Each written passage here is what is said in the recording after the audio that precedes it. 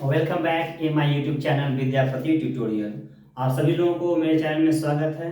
तो मैंने आपको प्रीवियस क्लास में बेसिकली बताया था काइंड्स ऑफ सेंटेंस के बारे में। और जो आपके काइंड्स ऑफ सेंटेंस होते हैं वो आपके चार प्रकार के होते हैं। मैंने नाम बताया था एसर्टिव सेंटेंस, हिंदी में कहते हैं सकारात्मक वाक्य। सेकंड को कहते हैं इंट्रोगेटिव सेंटेंस, उसे हम लोग कहते हैं प्रश्नात्मक वाक्य। थर्ड हमारा होता है नेगेटिव सेंटेंस, उसे हम लोग कहते हैं नकारात्मक वाक्य। And the last one is known as interrogative negative sentence, जिसे हम लोग कहीं ना कहीं प्रश्नात्मक और नकारात्मक वाक्य बोलते हैं। तो ये मैंने बताया था और साथ ही साथ ये बताया था कि कैसे किसी भी सेंटेंस को इजीली वे में हम चार प्रकार से शुरू करते हैं। होप सभी लोग को मेरे प्रीवियस क्लास में जो बताया गया था इजीली में समझ आया होगा। आज जो मैं आप लोग को बताने जा रहा हूँ वो आपका रहेगा कि काइंड्स ऑफ सेंटेंसेस इन हिंदी, कि कैसे हम हिंदी वाले वाक्यों को चार प्रकार से चेंज करते हैं। मैंने प्रीवियस क्लास में आपको बताया था कि इंग्लिश वाले वाक्य को चार प्रकार चेंज करते हैं, बट जब आज आपका क्लास होगा वो आपका होगा कि कैसे हम इंग्लिश में उसे हम चार प्रकार से चेंज कर सकते हैं। इसलिए आपका टॉपिक हो गया कि 4 kinds of sentences in English, कि कैसे हम किसी वाक्य को चार प्रकार से चेंज करते हैं। इसके लिए मैंने आप लोगों को बताया था बेसिक क्लास में कि देयर आर 24 हेल्पिंग वर्ब्स, कि हमारे सहायक क्रियाएं 24 होती है, जिसका नाम मैंने बताया था is, am, are, was, were, have, has, had, do, does, did, shall, will, can, could, should, would, may, might, must, need, dare, used to and the last one ought to. तो हम सारे के सारे दिए गए हेल्पिंग वर्ब के सहायता से कैसे अब हम इंग्लिश में वाक्य को चार प्रकार चेंज करते हैं। आज का जो टॉपिक है यही है।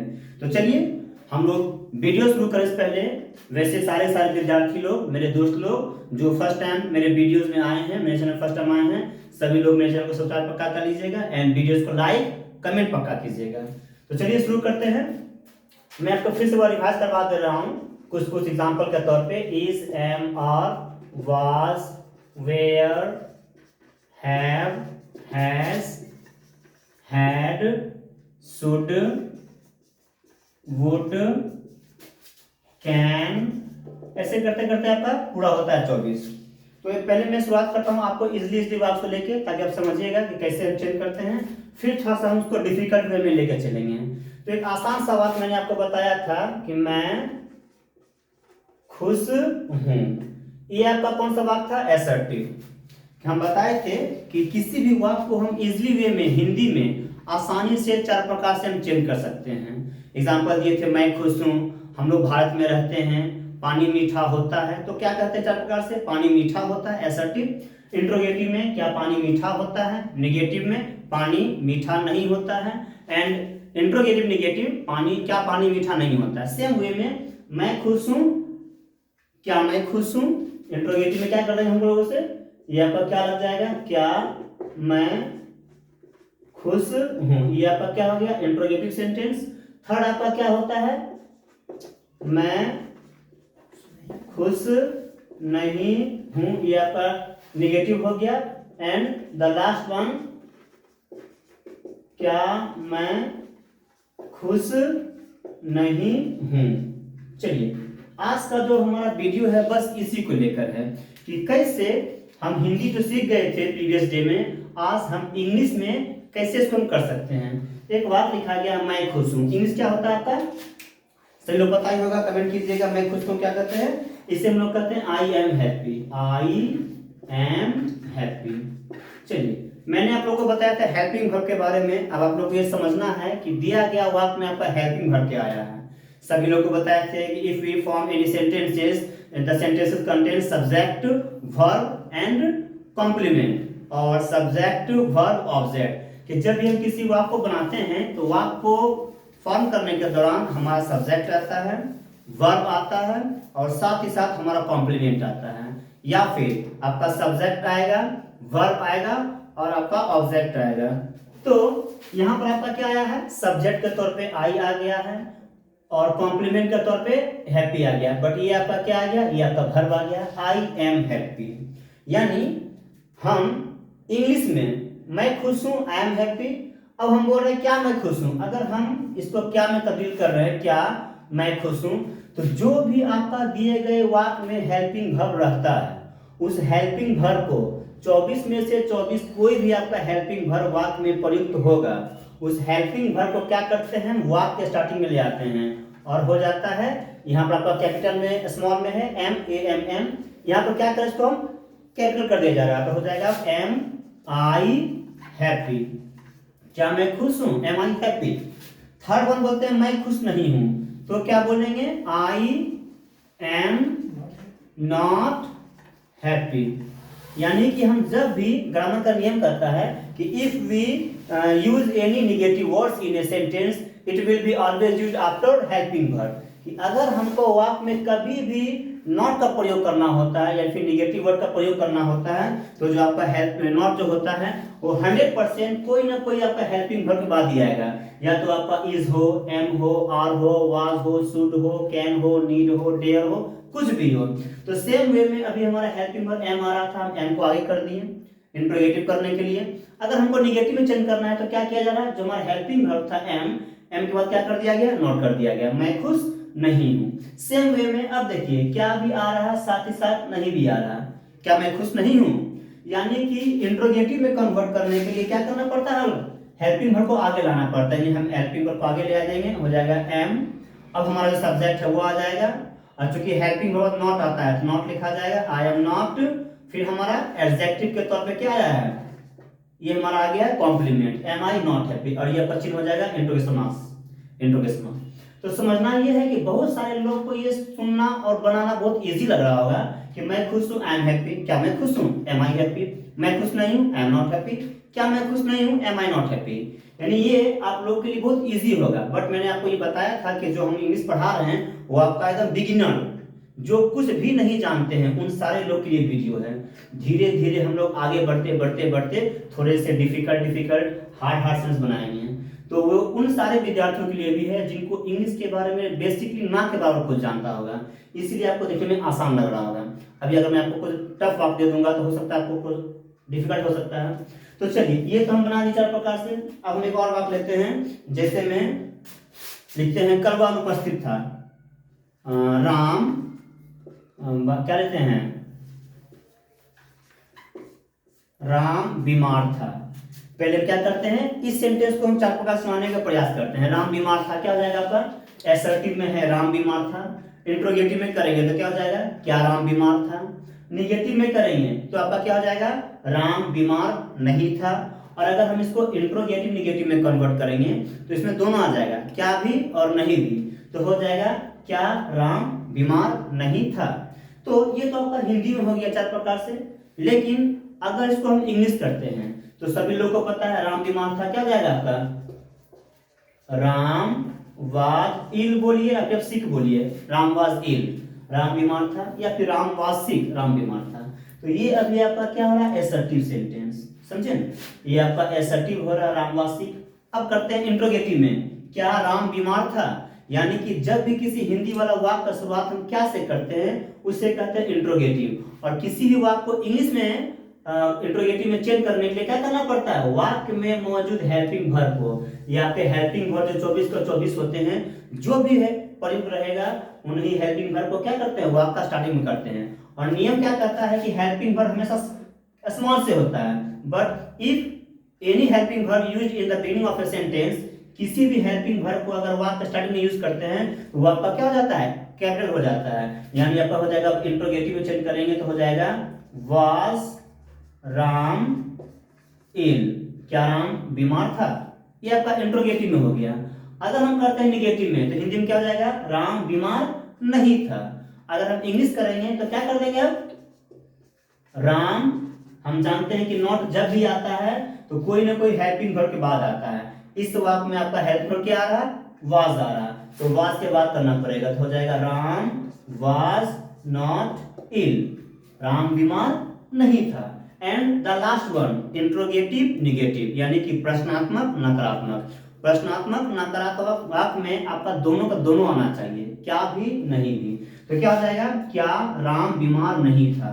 इसको अगर हम चेंज करेंगे इंट्रोगेटिव निगेटिव तो क्या करना पड़ेगा, हेल्पिंग वर्ब को आगे, तो हो जाएगा वाज राम नॉट इल, क्या राम, बीमार नहीं था। यानी कि मैंने आप सभी लोगों को इजली वे में एक दो प्रकार से हेल्पिंग वर्ब बताया है। समझना यह है कि जब भी हम यही बताए थे आप लोग को कि लगभग आपका मोस्टली सारे ही वाक्य में क्या आता है, हेल्पिंग वर्ब प्रयुक्त होता है। बट कुछ हमारे एक्सेप्शंस होते हैं, अपवाद होते हैं, जहां पर वाक्य में कोई भी आपका हेल्पिंग वर्ब नहीं आता है।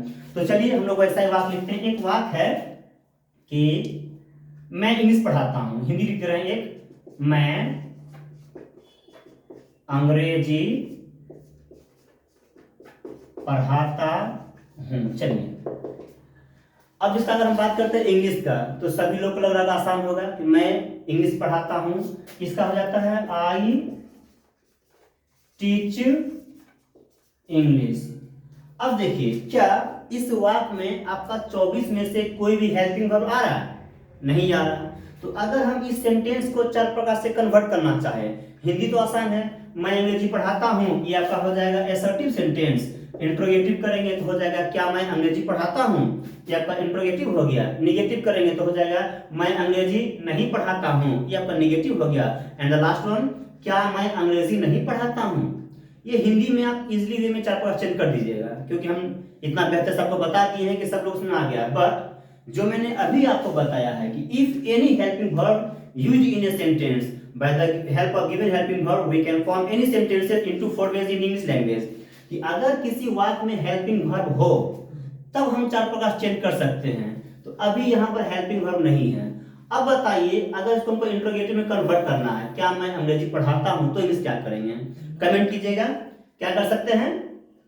तो मैंने बताया था कि एक्सेप्शन के तौर पे कि अगर किसी वाक्य में हेल्पिंग वर्ब नहीं रहता है तो वो आपका 3 ही सेंटेंस हो सकता है बेसिकली। एक सिंपल प्रेजेंट टेंस, एक simple past tense, and the third one imperative sentence. Example स्वरूप खड़े हो जाओ, स्टैंड अप, पानी ले आओ, bring a glass of water. और उन सब सारे सेंटेंसेस का हेल्पिंग वर्ब हमारा या तो डू होता है या तो डिड होता है। यानी यहाँ पर क्या हो जाएगा, डू हो जाएगा। यानी कि इसको हम इंट्रोगेटिव में कन्वर्ट करते हैं, क्या मैं अंग्रेजी पढ़ाता हूं, तो आपका हो जाएगा do, do I teach English. चलिए ये आप लोग को सुनने में थोड़ा सा और लगा होगा, और कहीं ना कहीं जो पहले हमसे पढ़ चुके हैं सारे बच्चे उनको पता होगा कि नहीं डू आता है। अब थोड़ा सा आपके लिए आसान हो गया है कि हम इंट्रोगेटिव में कन्वर्ट किए तो हेल्पिंग वर्ब क्या आ गया, पर डू आ गया, जो मैंने यहाँ पर मेंशन तो नहीं किया बट आपका 24 होता ही होता है। तो डू आई टीच इंग्लिश, क्या मैं अंग्रेजी पढ़ाता हूँ। अब हमको इसी में असर्टिव, इंट्रोगेटिव, निगेटिव में कन्वर्ट करना है। मैं अंग्रेजी नहीं पढ़ाता हूँ। अब अगर हमको निगेटिव में कन्वर्ट करना होगा मेरे प्यारे बच्चों, तो बताइए तो इसको क्या करेंगे, क्योंकि यहाँ पर हेल्पिंग वर्ब नहीं आ रहा बट यहाँ पर हेल्पिंग वर्ब डू आ गया है। और मैंने आपको बताया है कि किसी भी सेंटेंस को नेगेटिव में कन्वर्ट करने के लिए हम क्या करते हैं, हेल्पिंग वर्ब के बाद नॉट लगाते हैं। जैसे में वाज नॉट आ गया है तो यहाँ क्या करना पड़ेगा, I do not teach English, मैं अंग्रेजी नहीं पढ़ाता हूँ। गौर कीजिए आपका जो नॉट आया है क्या आया है, आपका हेल्पिंग वर्ब के बाद आया है। yes, यानी ये सिर्फ आपका नेगेटिव बन गया है। और अगर इसको हम लास्ट वन इंट्रोगेटिव निगेटिव में कन्वर्ट करते हैं तो हिंदी क्या होता है, क्या मैं अंग्रेजी नहीं पढ़ाता हूं, तो क्या हो जाएगा आपका हेल्पिंग वर्ब पहले आगे कर देंगे हम, डू आई, अब नॉट लगा देंगे, do I not teach English, teach English, ये आपका ये हो गया। तो होप मैंने आपको 3 एग्जांपल दिया, फर्स्ट हेल्पिंग वर्ब एम को लेकर, सेकेंड हेल्पिंग वर्ब वाज को लेकर, थर्ड हेल्पिंग वर्ब डू को लेके। इसके अलावा आपका 24 का 24 वाक्य होता है। एग्जांपल स्वरूप मैं एक बात बता रहा हूं कि तुम लोग को रोज वीडियो देखना चाहिए। हिंदी होता है क्या चीज, गौर करते हैं, you should watch videos daily. Hindi होता है आप लोगों को रोज वीडियोस देखना चाहिए।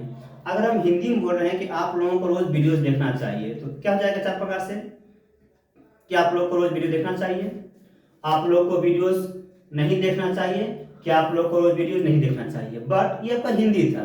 अगर हम इंग्लिश में करना होगा तो हेल्पिंग में क्या आ रहा, शुड आ रहा। तो आप कमेंट कीजिए और बताइए कि इसको अगर हमको इंट्रोगेटिव में कन्वर्ट करना हो तो क्या हो जाएगा should you watch videos daily, interrogative. Negative में क्या करेंगे, you should not watch videos daily, and the last one, क्या आप लोग को वीडियोस नहीं देखना चाहिए, तो हो जाएगा should you not watch videos daily। ये आपका एक वाक्य हो गया। नेक्स्ट लिखते हैं कि मैं तुम लोग को पढ़ा सकता हूं, समझिए, मैं मैथ पढ़ा सकता हूं, आई कैन टीच मैथ। एक बात लिखे हैं कि मैं मैथ पढ़ा सकता हूं। तो हिंदी में क्या बोलेंगे? क्या मैं मैथ पढ़ा सकता हूं?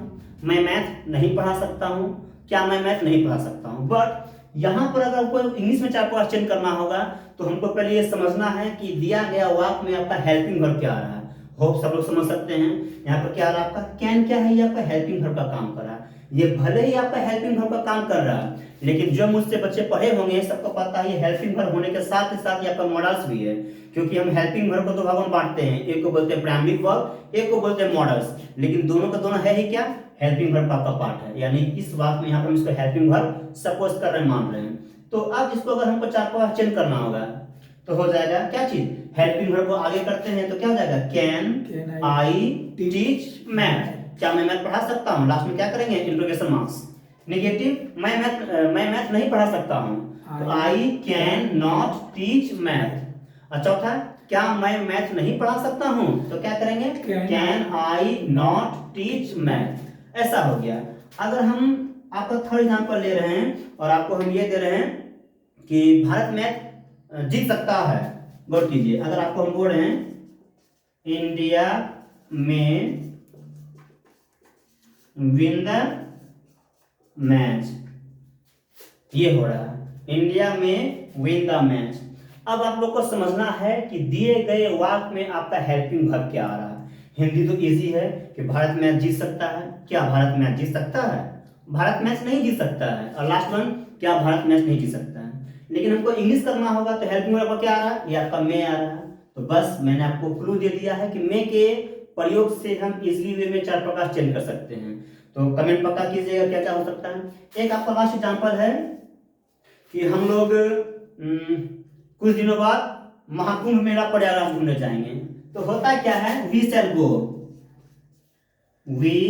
शैल गो टू प्रयागराज। क्या मैं नागा बाबा बोल सकता हूँ? चलिए ये समझिए, मैं एक सिंपल एग्जांपल दिया हूं कि we shall go to Prayagraj, हम लोग प्रयागराज जाएंगे। हिंदी क्या आ रहा? हम लोग प्रयागराज जाएंगे। चार प्रकार से कैसे करेंगे? क्या हम लोग प्रयागराज जाएंगे? नेगेटिव में हम लोग प्रयागराज नहीं जाएंगे। और इंट्रोगेटिव नेगेटिव, क्या हम लोग प्रयागराज नहीं जाएंगे। अब देखिए इस वाक्य में आपका हेल्प में क्या आ रहा है? आपका शैल आ रहा है। अब यानी हमको शैल के प्रयोग से इस वाक्य को चार प्रकार से चेंज करना है। उम्मीद है सभी लोग को समझ आ गया होगा, क्योंकि मैंने 3 एग्जांपल दिया है, 1 2 3, और मैंने आपको एग्जांपल दिया है, बन जाना चाहिए। तो जो 24 का 24 हेल्पिंग वर्ब होते हैं, आप लोग को प्रयास करना है घर पे ही, आपको SW के तौर पे घर पे ट्राई कीजिएगा। जितने भी हमारे हेल्पिंग वर्ब होते हैं उन सारे ही हेल्पिंग वर्ब के सहायता से आपको दिए गए वाक्य को चार प्रकार से क्या करना है? चेंज करना है। क्या मैं आपको 2 एग्जांपल और लिख दूं? आसान रहेगा? नहीं सर। एक हल्का सा बोल रहे हैं कि मेरे एक दोस्त है, समझिए, I have a best friend. चलिए एक मैंने एग्जांपल दे रहा कि मेरा एक दोस्त है, I have a best friend, मेरा एक सबसे प्यारा दोस्त है। अब इस वाक्य में आपका हेल्पिंग वर्ब क्या आ रहा है? गौर कीजिए, 6 वर्ड है, 1 2 3 4 5, लेकिन इसमें हेल्पिंग वर्ब क्या आ रहा है आपका? देखिए आपका हैव लिखा गया है, समझे? तो उसी प्रकार से यहाँ पर ये हैव आ गया। आपको हैव के सहायता से चार प्रकार से चेंज करना है। यानी आज का जो हमारा टॉपिक था, ये वीडियो था, ये कहीं न कहीं जो प्रीवियस क्लास में पढ़ाया था कि there are 4 kinds of sentences, वाक्य हमारे 4 प्रकार से बनते हैं। बट द प्रीवियस क्लास का जो वीडियो था वो आपका हिंदी में था कि कैसे हम हिंदी करते हैं। बट जो टुडे का आपका वीडियो है वो सिर्फ और सिर्फ आपको ये बता रहा है कि 4 प्रकार से इंग्लिश में कैसे बनता है। ये जितने भी आपका बेसिक ऑफ इंग्लिश जो हम वीडियो बना रहे हैं, ये आपके आने वाले हर एक क्लास, 8 हो, 9th हो, 10th हो, 11th हो, 12th हो, बिहार बोर्ड, CBSE बोर्ड, ये सारे ही प्रकार के क्लास में आपके ये सारे के सारे वीडियोस काम में आ सकते हैं। इन सारे ही क्लास को हम लोग कहीं ना कहीं क्या मानेंगे? बेसिक ऑफ इंग्लिश, समझे ना? ये कोई इंडिविजुअली किसी क्लास को लेकर नहीं है। तो हो सभी लोग को सुनाया होगा। अब बहुत जल्दी हम लोग क्या करेंगे, 12th जो बोर्ड हमारे होते हैं बिहार बोर्ड का, उनका हम लोग कोर्स शुरू करेंगे कि उनका सिलेबस क्या होता है, कैसे कैसे उनको कोर्स होता है, कौन कौन सा टॉपिक होता है। अभी लगभग कुछ दिन तक हमारा ऐसे ही चलेगा। बेसिक को लेके। तो होप सभी लोग को वीडियो में आया होगा। आज के लिए इतना ही काफ़ी है। Do comment my videos, subscribe my channel and like. This is Mohan Kumar, thank you. Thank you sir.